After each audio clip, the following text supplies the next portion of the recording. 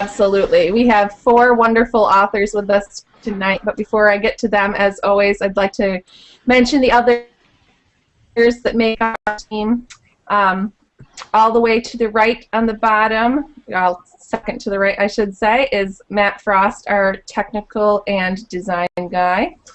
And then seated next beside me tonight is Jim All, our friend of the show, who's with us just about every week. And they help us, as always, with a lot of the promoting and design stuff. And Matt is also operating and running the show tonight. So thank you, Matt. With us tonight are 4 authors who I am very excited about. I think that these are very, very good authors who have very promising careers ahead of them. First, starting left with me is Elena. She is the author of a book that I absolutely fell in love with, The Beloved Daughter. And I just finished it about 2 weeks ago.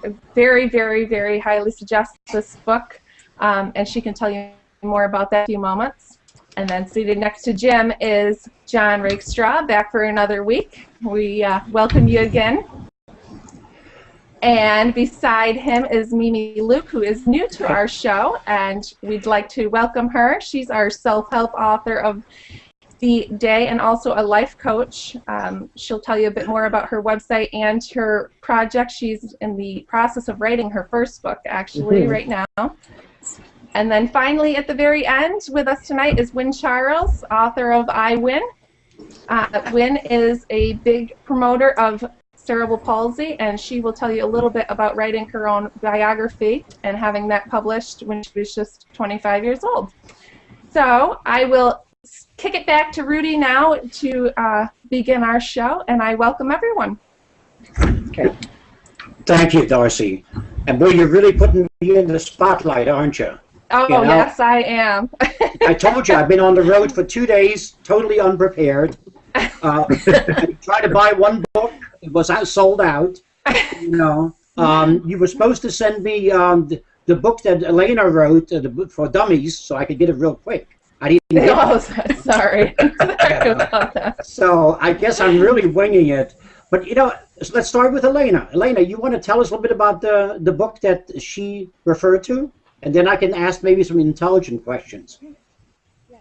My book is called The Beloved Daughter. It was published last month. It's the story of young girl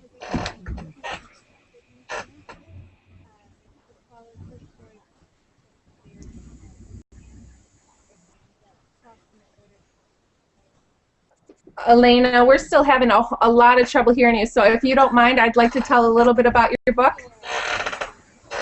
And if people want to ask you questions, there's a little chat feature to your left. You can click that, and you can write things in, and I can read them off for people tonight.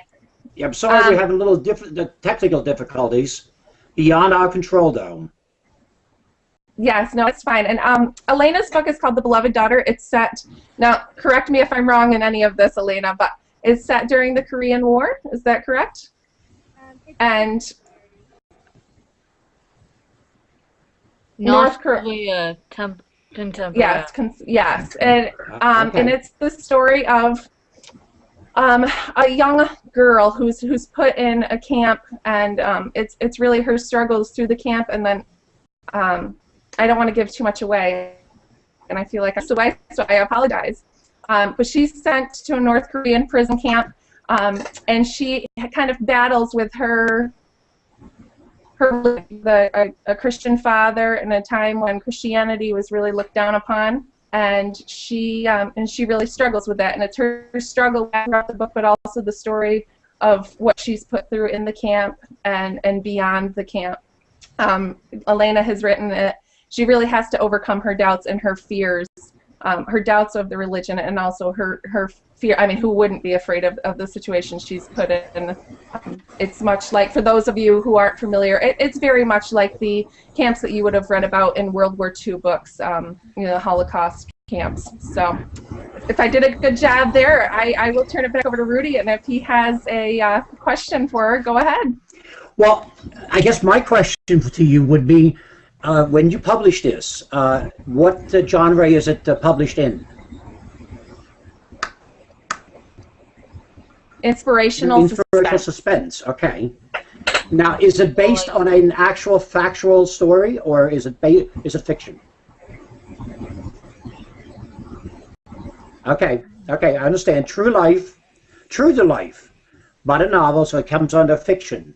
Now, when you say true to life, not necessarily someone you knew, or is it true to life considering the country? What could have happened there is what makes it true to life. Okay, so what she's saying is that some of the things that happened in the book did happen to others there, and some are made up. So I understand that. So the thing is, it is partially factual, not necessarily first-hand experience. That's what I want to make sure.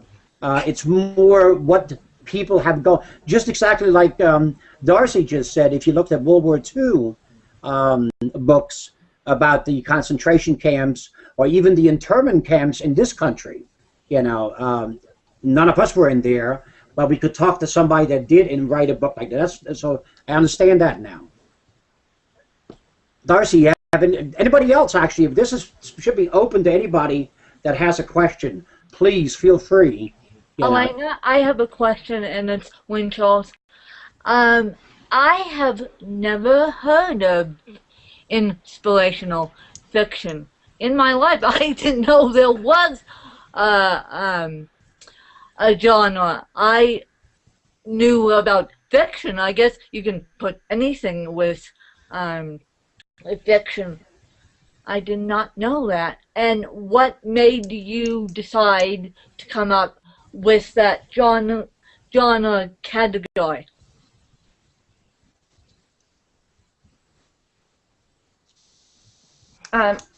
Answers that inspirational suspense is a suspense novel with elements of either faith, spirituality, or just an inspiring message. And I think that makes perfect sense. And yes. Truthfully, yes. you cannot read Elena's book without being inspired by what this girl goes through. And you know, in reading it and hearing the stories of the past, you know how true it is and how many people were really put into those situations and suffered what she did in the book. And I think that's why it was a great story. I mean, it just... Right. I have a quick question. Is she directly connected with anybody that was in the camp or went through some of those trials and tribulations? Good question.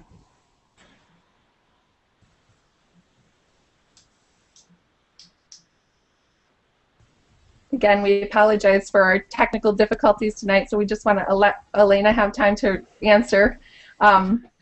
And she says that this is a common question, but it's really not, she's not directly related to it. It's based on defector stories, not first-hand accounts. Okay.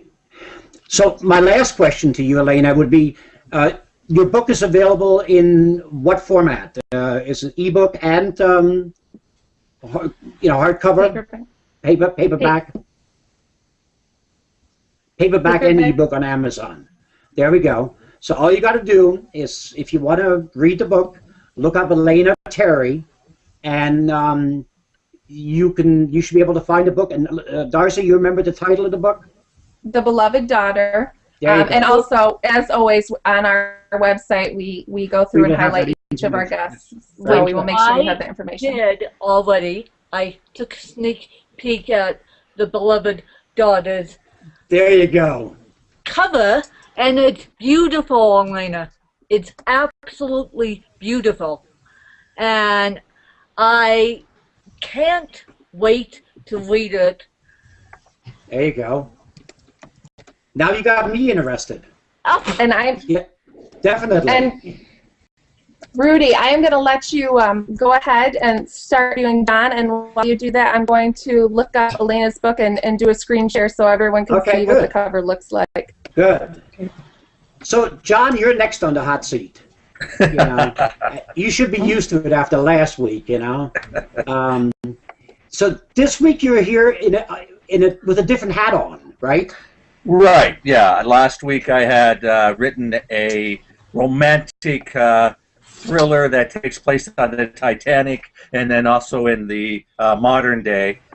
This time we were talking about inspirational, and I have put together a book on creative energy. I put a bunch of quotes and inspirational writings that I did, and was to help people find that creative energy in their lives. And it was a great journey, and I'm inspired by so many people, as these wonderful people here who wonderful writings that they do. And inspirational writing is a beautiful thing, and to be able to actually come from your own personal thoughts and put together that. I mean, I can't wait to hear Wynn's story, and of course what we just heard with the wonderful The Beloved Daughter, which is a great idea, taking a fictional look at that and being inspirational with that and showing somebody's life, which is a beautiful way to do that. And creativity is important in our lives. We tend to run from creativity, or even worse, we say that I'm not creative. You know, and everybody is. I mean, everybody is. Yes. Yes. Yes. And I wanted to give people a chance to find that in them. I wanted them to be able to be inspired to be creative, whatever that is. It can be the person who works on cars, or you know, who does jewelry. All those are wonderful things. Creativity does not mean that it's only in the creative arts as we look at it. Creativity is all part of all of our lives. It's raising a child is very creative. And he speaks from first-hand experience. How many children do you have? 8. I have 4 boys and 4 girls. Yes, yes. Yes, I've been quite creative. God bless you. And procreative. You're in favor of it, yes. Yeah. Well, yeah, as I tell people, you know, they go, "You must like kids," and I say, "No, really, we just like sex." No. Yeah, but let me tell you something. Your kids have raised you well. Yes, they have. And that's the beauty of it. See, I'm not one of those guys who thinks that I'm the lord and master of the house. I'm just the figurehead. I know that already. I'm just the guy who, you know, the kids really have inspired me to be better. You know, each child has given me more emphasis to do something with my life, because I have these souls now that are dependent upon me. And and then I thought about that as I became a writer. I was originally an actor, and I wanted to do the same thing. I wanted to inspire other people to write. I wanted to give them that chance to feel that they can be creative in any sense of what they do. It doesn't have to be creative, you know, in a, you know, being an actor or a musician or something. I wanted them to know that creativity is a major part of what we all do. Go ahead. Now, John, I have a quick question, because you're a writer, but it sounds like you also take your writing into the real world and speak with people, and the same message comes through, because you seem to have the desire to do that every time you turn around. I want to help people in person if you can. Yes. Oh, definitely. I always look for the wonder and the beauty in every person, and it's hard sometimes, but I make that a part of my mission in life, that because everybody has some worth, and I think that what we do is in a society that we equate worth as to what they are or who they are by a look. I don't do that. I want to give everybody a chance to shine, to find their beautiful center. Right. So how would you inspire someone to do the Ironman competition? We have someone who's going to do that. That's an amazing feat. That beautiful lady there, Wynn, who's going to do that, is amazing.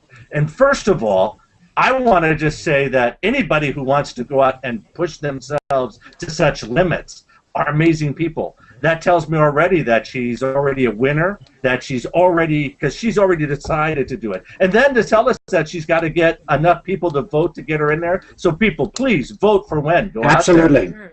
Yeah, she is. Yeah, and of course, buy everybody's book here, because all of us deserve to have a vacation somewhere in wherever. And we know that it only takes 2 or 3 books, right, to finally have that vacation. Of course. See, I know. That's why I like John, because John is like me. You know, he talks a lot, so there is room for me to become an author, isn't there? There is. Even though I talk too much.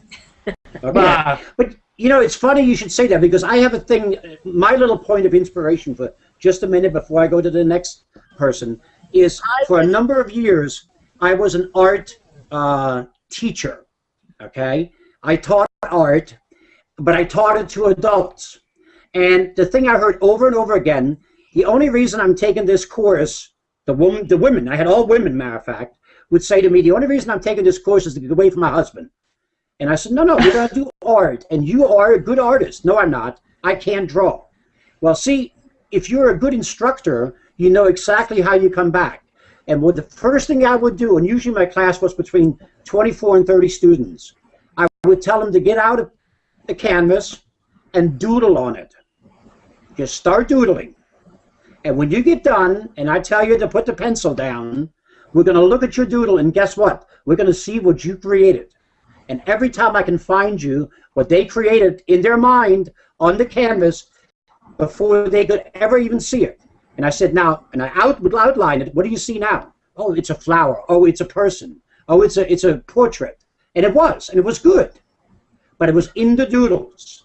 So we all have that ability to be good, whether we write, whether we paint, like you said, whether we become athletes. We all have some ability that we're not aware of. And that's important to bring out in every one of us. You know. Yeah, it's right? Oh, definitely. Yeah. You want to inspire people to, you know, better themselves. That's one of my statements is that I want to take somebody from my imagination to theirs. Yes. I want to awaken their imagination. I want to awaken their possibility. And I want to, and the only way to do this, I have to see that possibility in them. And that's the biggest gift you can give anybody is to give them that possibility. And that's what yeah. So let's be honest. That creativity exists as children, and there's a lot of people here tonight who have children. And I will tell you what: you just ask a child once if they were the one that spilled something or broke something or something else, and I promise you there will be a story. I promise. It'll be a good one. Yes. So Darcy, any questions for John tonight? Any questions for John tonight? You know, John, I probably have a lot of questions for you, but I don't know how much I hear about that, but no, I just really wanted to get back to that real quick because it got mentioned, and I don't want to forget. Even a couple people here tonight have asked how they can vote for Wynn, so I just wanted Wynn to quickly tell us about that and how they can go and vote for her, and then I promise we will get back to you, John. Wynn is beautiful. Let's go to Wynn. Yeah. Thank you. Do you want me to tell about my book or tell how we can vote? Just how we vote for you first. We're gonna get back to you. Posted a link in the chat box, and okay. Anyone who's in the chat box can see my link. It's Kona inspired. Okay. Okay, and what we'll do, Wynn, is we'll make sure that that's on our website too, so that anyone who's watching the show tonight can get to that as well. Wynn is a pretty amazing person, I have to say, and again, I took the time to read her book, and I recommend that everyone does, because if you want to feel uplifted, she will make sure that you feel that way. I want to give her the opportunity real quick just to tell her story and why she decided to write this book. So go for it, Wynn. Are you putting me on the hot seat? I guess you're... Yes, yeah. Why should we vote for you? Come on, why should we vote for you? Yes, you're very nice. Yeah. I have cerebral palsy, and as you can see behind me, I win. I win as a form of therapy for myself after losing my mom a few years back. Sorry, I get a little tongue-tied when I'm confused. And so I win for myself, not ever thinking that I win would inspire people, not ever thinking that I win would come across as an inspirational bio, not ever thinking that I would meet the people I have met through iWin, not ever thinking I would be on a journey to be the first disabled iron woman in my life. And so I win for myself. I just didn't realize that iWin was going to be a powerful message for those who are able-bodied and for those who have cerebral palsy. It is, though. I mean, it truly is. It's very inspiring to read about, I don't even know if it's the story, but just the message behind it more than that. You've faced a lot of challenges in your life, and one of the biggest things that you've said, even on your blog, because you do, your own blogs and you post them to your Google Plus page quite frequently, and I've watched a few of them now. Your message rings true in all of those as much as it does in the book, that you really just want to promote positivity in your own life and for everyone else. And I hate adult pity parties. You guys know that by now. You probably know that by now. I don't like when adults have pity parties about a hangnail or about every disabled person has the attitude I do. Every single person I have come across who's disabled has the same attitude I do, and yet all these able-bodied adults are having a pity party about their hangnails, whatever, True. or what they can't decide what to make for dinner, so we'll have a mental breakdown on Facebook. I don't know, but that's the message I'm trying to bring, is see the positive in life and live life to the fullest.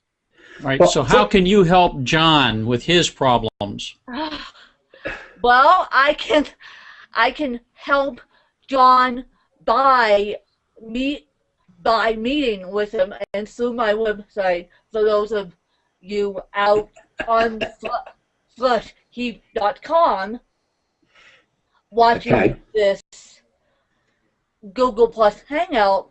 I will meet with you privately, and let's talk about writing a book, and let's talk about putting your story down on paper, and I'll walk you through the process of self-publishing a book.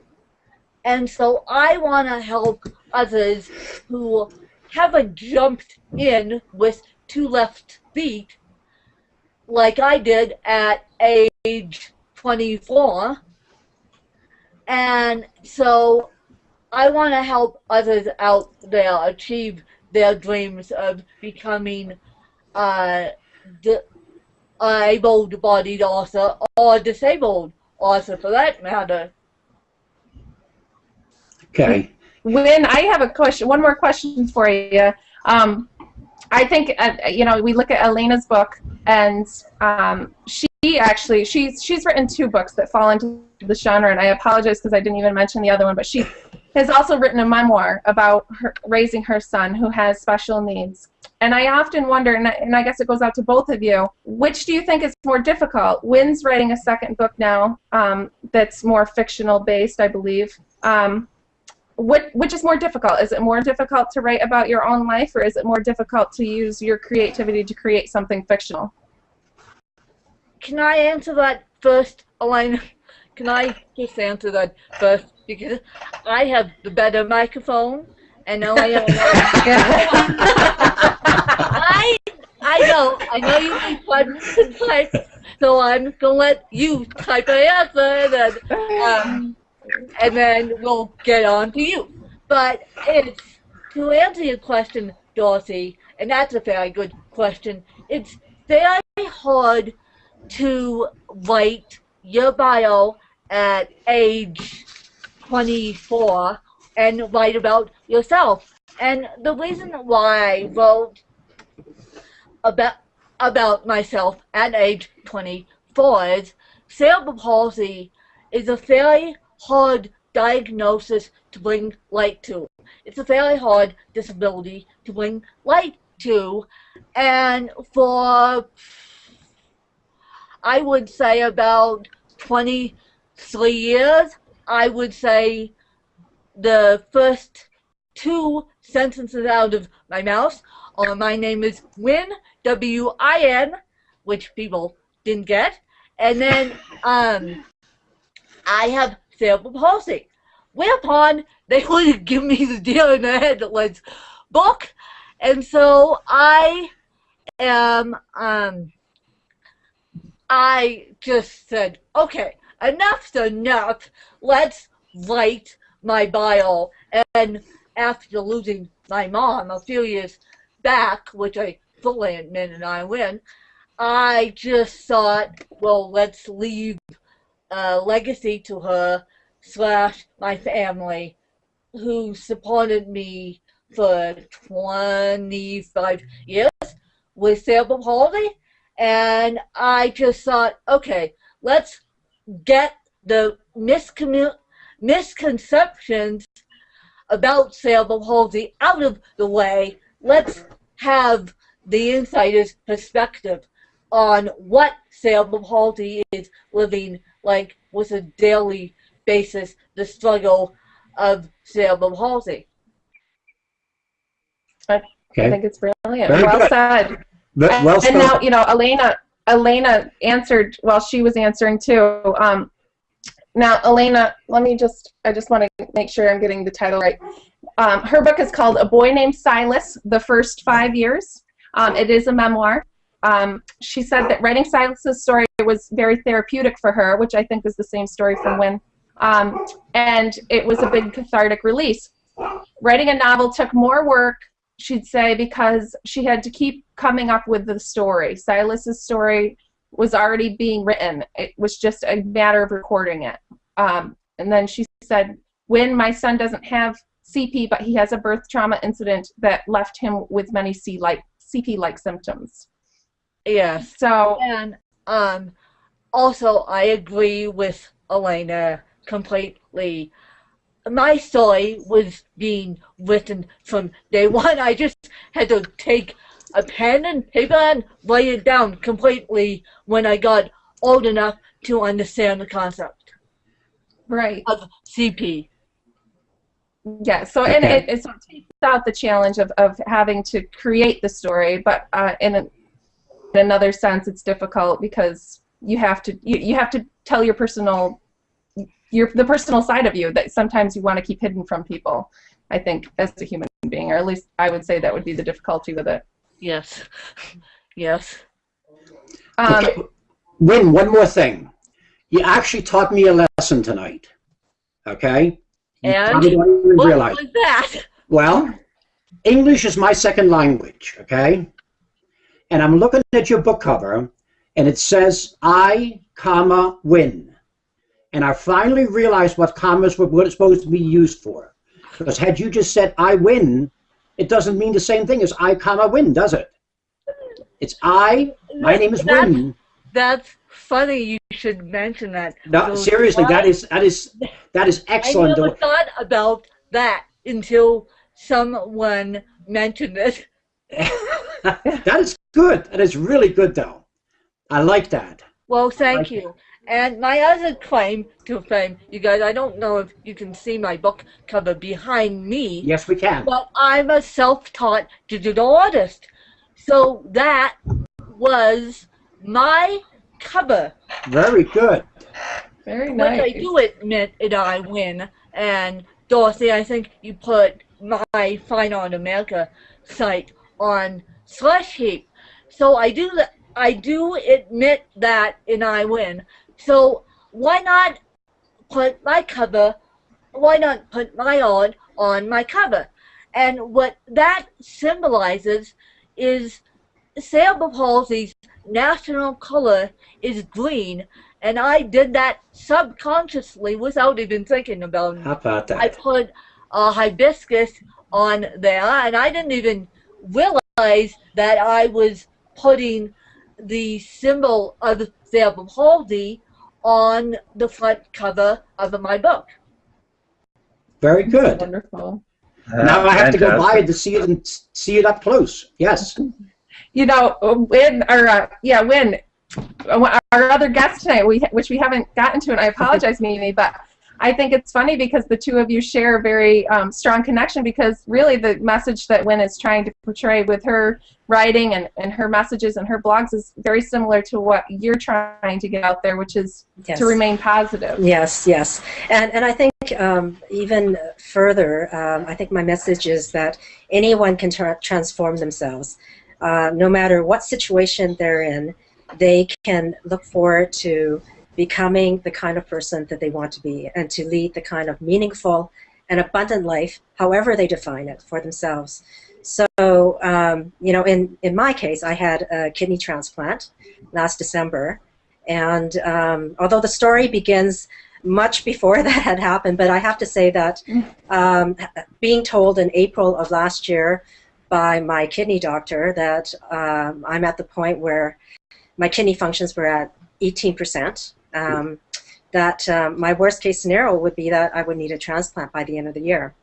Having been told that, my world turned upside down, and came a year of accelerated growth. And just, but you know, everything that happened in my life brought me to a point where I was able to take that news and work with it.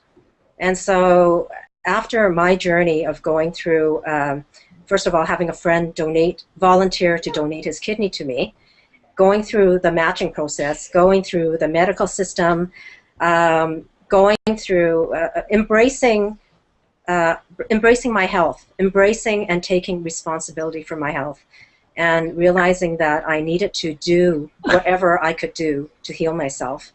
Going through that journey and realizing, really putting into practice what I have been coaching, because I've been a life coach for 2.5 years now, but really putting it into perspective and making it very real about staying positive and staying grateful in all situations, and surrendering to the universe and to God, and to acknowledge how love in your life can just make such a big difference. And certainly the outpouring of love that was shown to me by friends and strangers just astonished me. And you know, from the time the doctor told me in April to when my friend volunteered to donate his kidney to me, which was in June, by October I was approved for a kidney transplant. It's incredible. I didn't have to go through dialysis or anything, and by December the 3rd I had my transplant.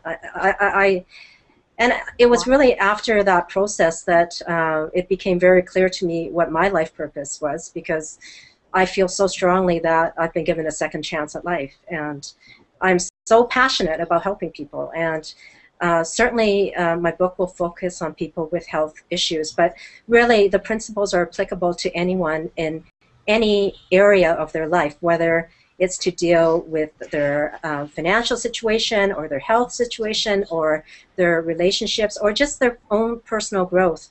I want it to be applicable to everyone, and I really had a passion to write this book after I recovered. I went through 3 months of recovery. The first 3 months after the transplant is considered an acute recovery period.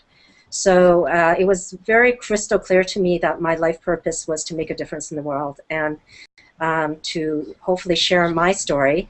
And my book will also provide actual steps to make transformations and to try to find your life purpose, because I really believe we each have a life purpose.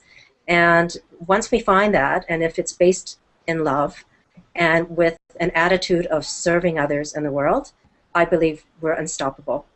And that's the message I want to portray in my book.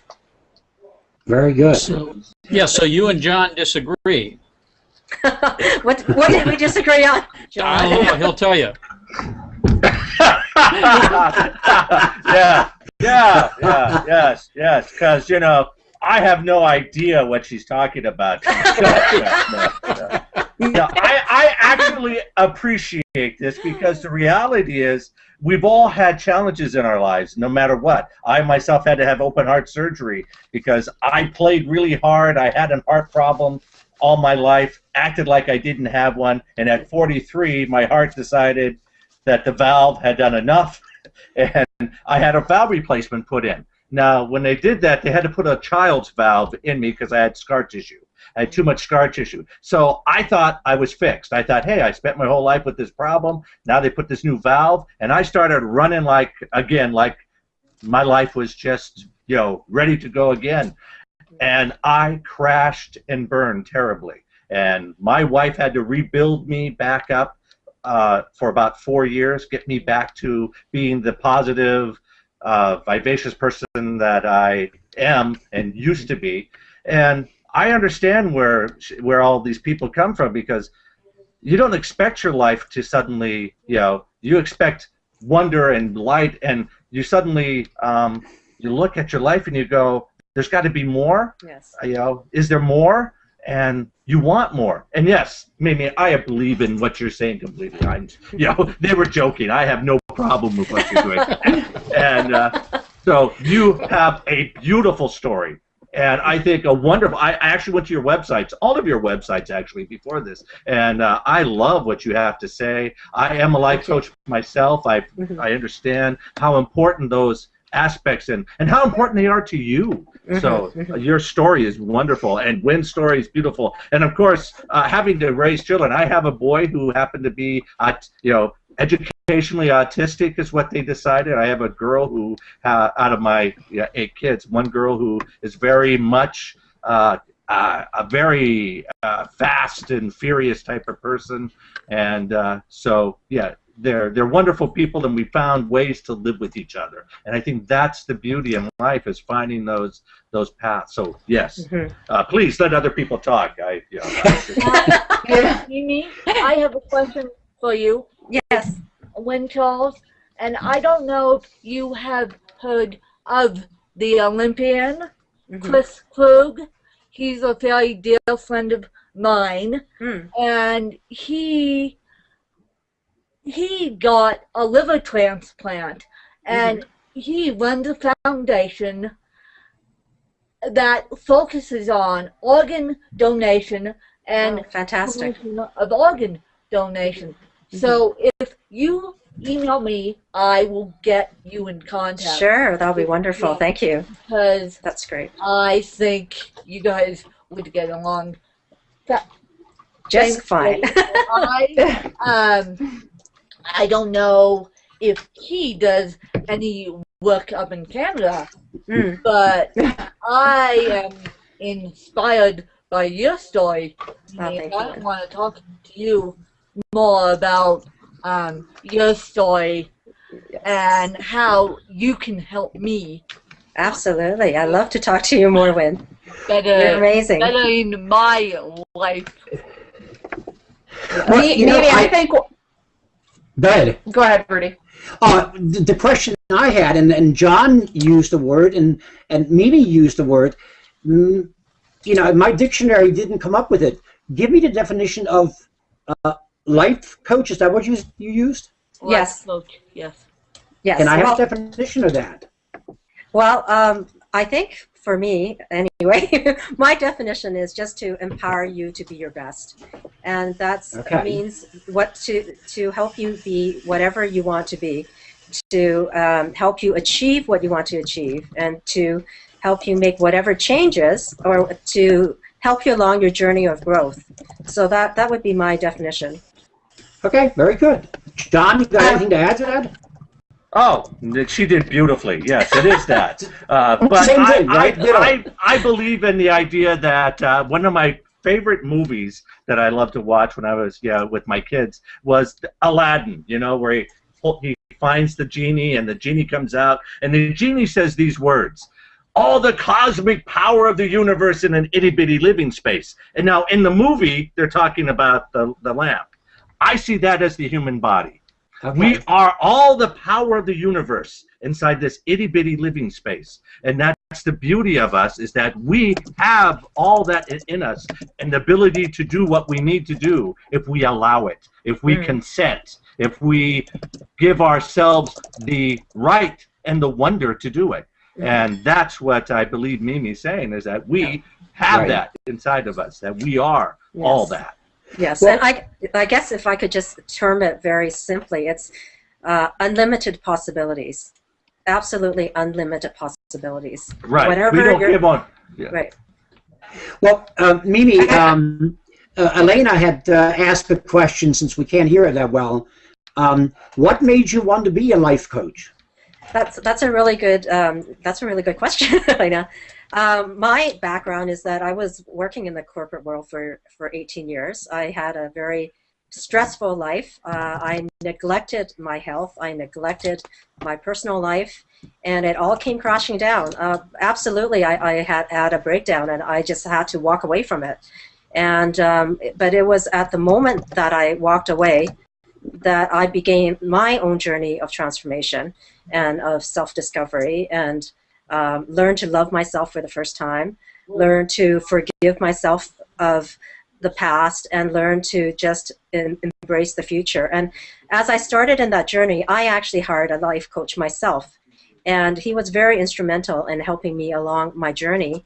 And as I found more about life coaching, as I was being life coached myself, I realized that this was a very nice fit. I mean, all my life I've always wanted to help people. I've always wanted to make a difference in the world. I've always been very involved with my community and community service.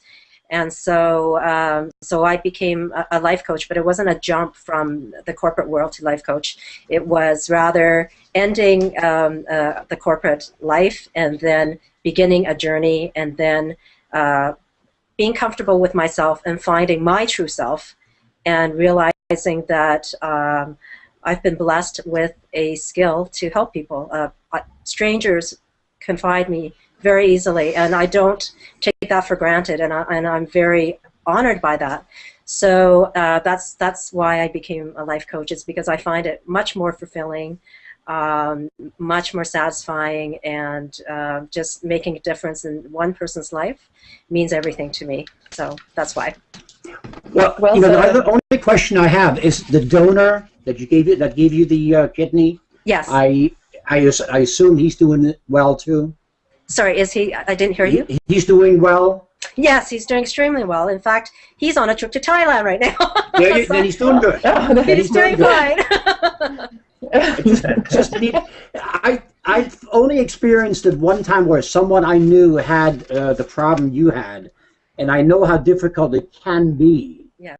You know, sometimes. Yes. So it's always a crapshoot, sort of. You know, initially, like you said, the first 3 months is a tell-all.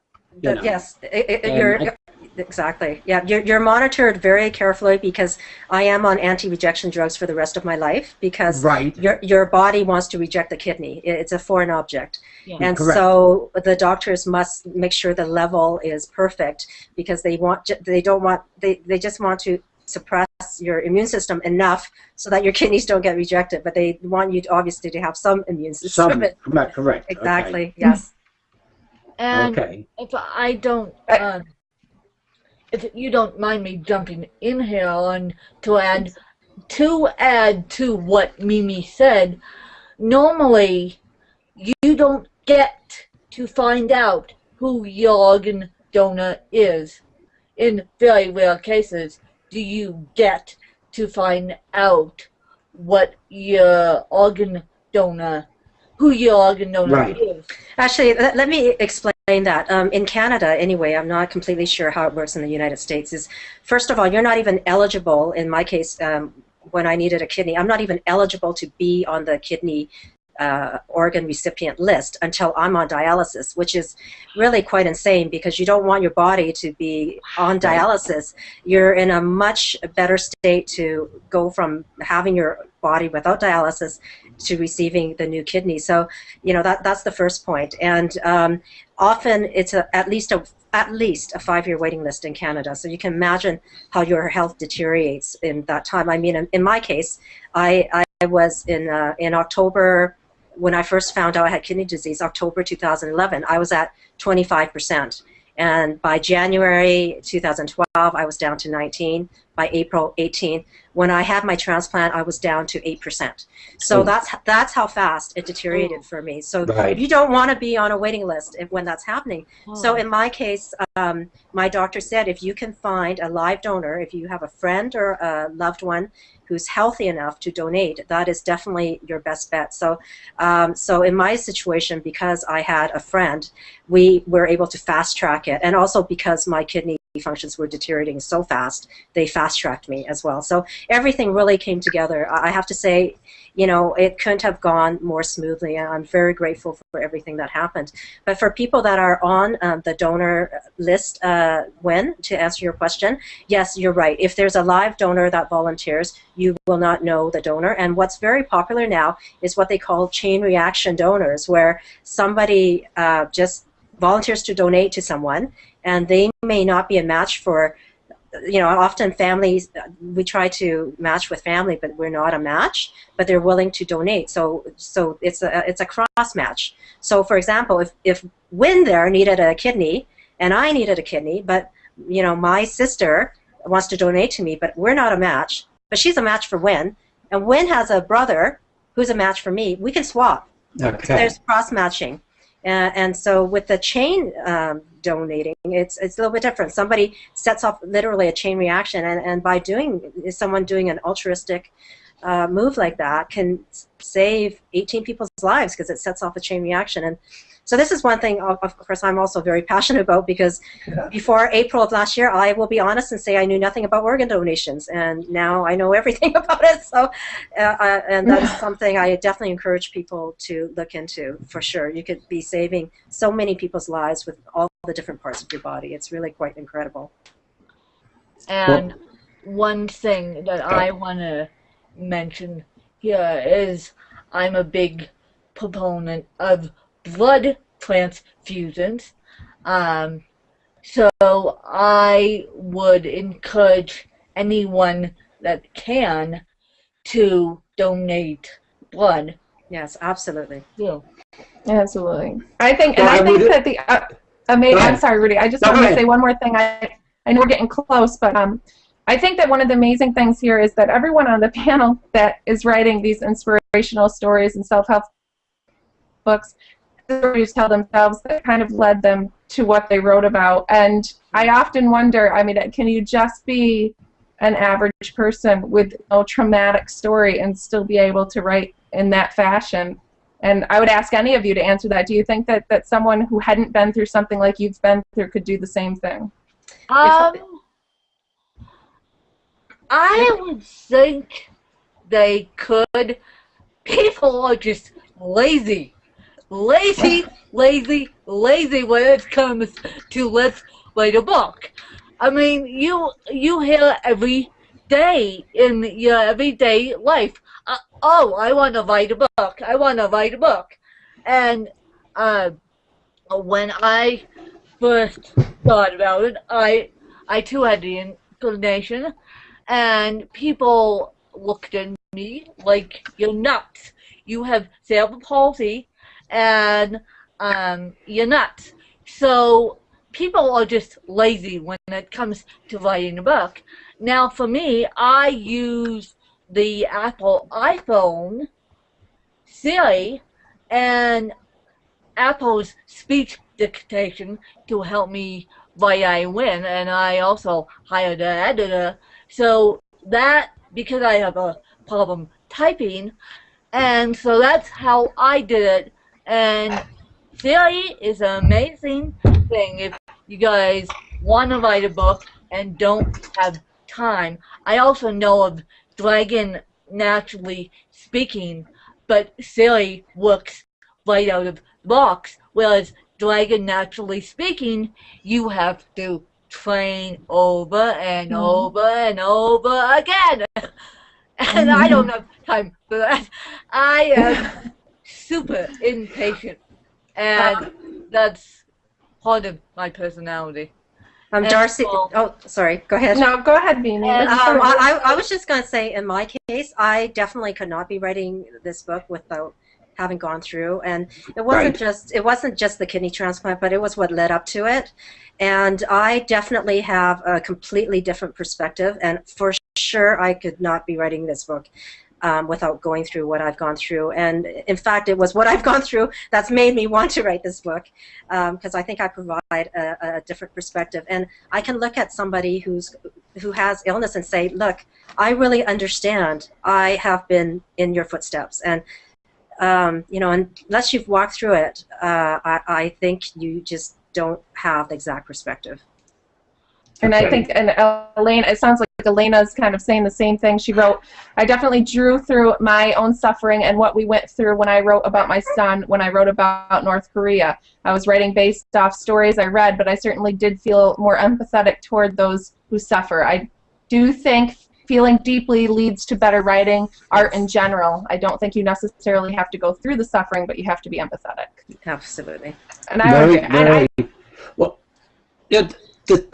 okay, go ahead. And then there was silence.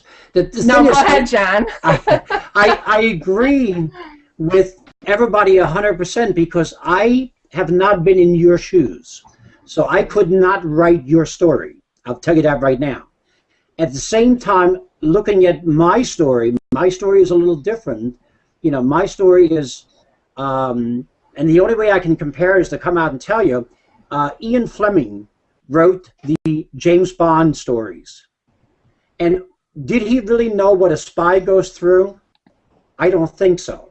But he guessed at it fairly good, except he made it a little better because he included good-looking women and fancy names and stuff like that. But those of us who went through that, and that's what my book is about, it's totally different. And I wouldn't, if somebody said, you know what, I don't feel what you feel, therefore I can't write what you write. Mm. And that's really, it's exactly what you just said, and I agree with you 100%. You have to walk in somebody else's shoes in order to give them justice in their story. You know, so I thank you for that. You know, I hope I never have to go through it, but you know what, in this day and age, who knows what happens tomorrow. Sure. And the only thing by hearing these stories and your lives, it makes me a little more prepared. You know, there is a tomorrow. There can be a tomorrow. It doesn't have to end when something happens to you. Right. You know, because I was always that's taught, kind of the message tonight. Right.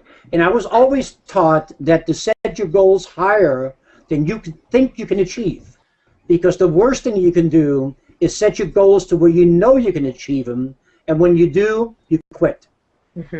And I was never a quitter. So I set my goals high, and we did the same thing. If something was to afflict me, and a few years ago, I'm not as bad off as all of you are in a way. A few years ago, I was an athlete one time in my life. I mean, look at me now, you know. Here I am, you know, the roly-poly, what's the little guy that they push on your stomach, and the Pillsbury Doughboy.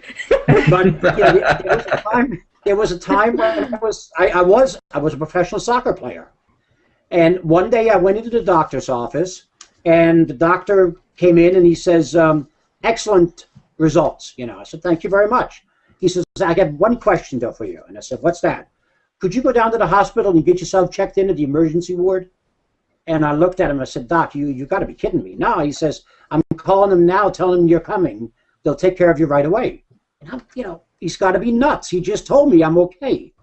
Here what I have is now all of a sudden, a healthy man in his 40s, I have AFib. Okay?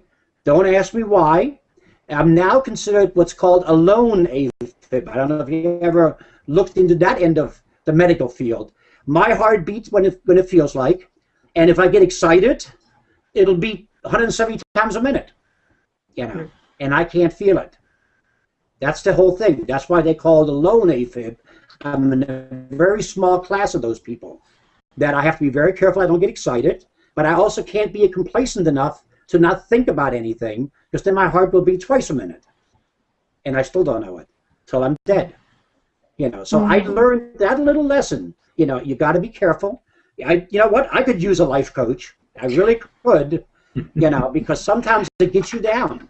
You know, it's between that and my PTSD. You know, I was in the bottom of the heap. And unfortunately, when you go in the PTSD, when you go for treatment, you go to a psychiatrist, and what do? They give you pill after pill after pill after pill. So you become a zombie. Right. And I didn't like that either, you know. So this was really, really good tonight. I enjoyed it. I learned a lot, let me tell you. And I want to thank everybody for being here tonight, because this was education. And, you know, we never said this place was supposed to educate just the authors. No, it can educate anybody. You know, and I hope those that later on see this will take something away that will help them in their life, you know. And if they write down who you are, maybe they'll get in touch with you, you know, whether it's Win, whether it's Mimi, whether it's Elena and John, and maybe they'll want to befriend you. Well, we don't befriend in Google, do we? We join their circles. Yes. We want to, you know. I'm unfriending everybody on my Facebook, by the way. They're not true friends. You know, I learned that lesson the hard way. So like I said, it was really a lot of fun. We actually managed to squeeze an hour out of it. I know we started 7 minutes. Now we're an hour exactly. You know, so it was a lot of fun. And boy, am I glad I had you guys on. And when you ask if you could be on next week again, absolutely, absolutely. You know, we love repeat customers. You know, because they know what we're like, so we don't have to be too embarrassed in front of them. No. You know, it's when too many new people show up, I kind of clam up a little bit. And I have a story, which I admitted in I Win, how I started I Win, which that's why I asked if I can be That's on good. next That's fair. That's fair. I have So two stories that we will make a note of that, and we will ask you about that then. Well, next week's show is actually about freelance and ghostwriters and ghostwriting for authors. Now, I know that's going to kind of a controversial thing I've heard anyhow, because I think there are people out there that feel that ghostwriters take jobs away from them writing books. Well, if they wrote books for me, they'd still be a ghostwriter, you know, unless they want to get the credit, you know. So, no, I'm glad I found the best ghostwriter I could find when I found Darcy, and between my long talking, you know, I'm really got a lot of wind, and her fantastic way of putting words on a book and changing characters so that I was Russian and not German. That was the first thing, and you know, that's a totally different another story. But no, we managed to get a book together, and that's what started this whole idea, you know, to bring this show to life. And I'm hoping we're doing some good to somebody. And by the way, my book is what's called The Force of Fate, The Letters to Oma. And you can see Oma, for those of you who took German in high school, Oma is grandmother, okay? My grandmother, I wrote letters to her because my grandmother basically dictated what my life was going to be. The day I was born in Germany, we were being bombed by the British. And after I was born, she went up into the attic and she looked out of the window that the chimney sweep would climb out of, and she saw the bombs coming down. And she told me when I was about 10 years old that that day she saw that what was my destiny, and that I was going to fly very high. And you know what? You know, how would she know I was going to fly, first of all? Secondly, how did she know I was going to fly very high? Because they weren't flying very high. And yet, it came true. The problem is, I didn't know that destinies can switch in the middle of your life. You know, you go from a destiny you absolutely love, and then the next day you're in the dumps. You get fired by the president, you know. And there I was, unemployed. Nobody liked me. You know, nobody knew me. My own wife didn't know me. And a new life started, and this new life isn't as good as the old one was. I would take the old one back any day. But that's my book. So if you have a few minutes, and it's only on ebook right now, I'm working on my book cover. When, if you have any ideas, okay? Yeah. John, I know knows already, but you know, yes, one of these days I will publish like you guys do, and then I'm going to feel like I'm somebody again. You know. I Till do then, I'm have going to keep my chin ideas up. for you, Rudy. And if you, I put my website in the chat box. I did. I saw it. So if you want to contact me, go ahead. Okay. Hey, Go here you ahead. go. You know, I'll take you up on that. But like I All said, right, and I think. Go Oh, ahead. I'm sorry, Ray. No, go I ahead. was going to say we are getting towards the end, and I once again I have to slap you on the wrist, Rudy, because you still haven't mentioned it. But we are a part of Hangout 10, and we like to mention them each and every week. And so before we sign off tonight, I want to make sure that we do that. Hangout 10 is a network of Google Plus Hangout Air, and they do a bit to promote us, so we like to promote them back. There are several really good shows that you should that you should check out on Hangout 10. That's hangout10the.com.